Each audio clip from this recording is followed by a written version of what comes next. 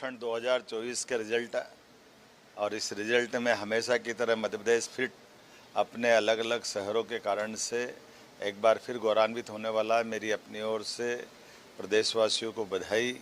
हमारे सभी स्वच्छता कर्मी से लगाकर सभी चुनी हुई बॉडी के सारे महापौर, MIC मेंबर, पार्षदगण, सभी अधिकारी, कर्मचारी और आम जनता सबको बधाई।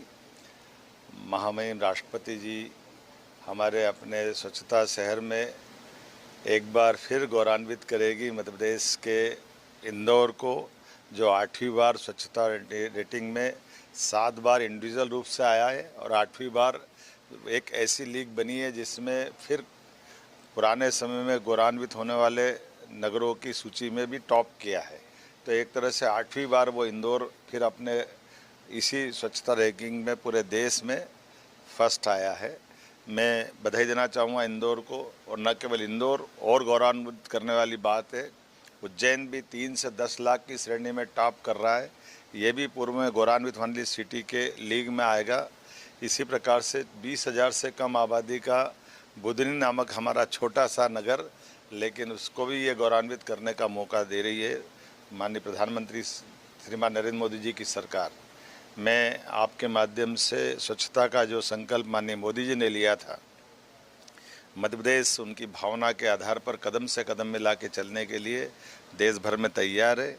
इसी प्रकार से इस साल की जो घोषणा हो रही है, उस घोषणा में भोपाल फिर एक बार हमारे लिए गौरवान्वित करने वाला मौका दे रहा है, जिसके आधार पर उसको अपना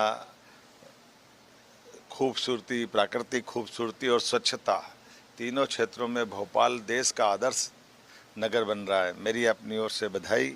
ग्वालियर भी उसी श्रेणी में है, भोपाल और ग्वालियर उस श्रेणी में है, जिनके कारण से हमको लगता है कि हाँ, भोपाल की राजधानी के स्वरूप पूरे देश की राजधानियों में सर्वश्रेष्ठ स्थिति में पहुंच रही है।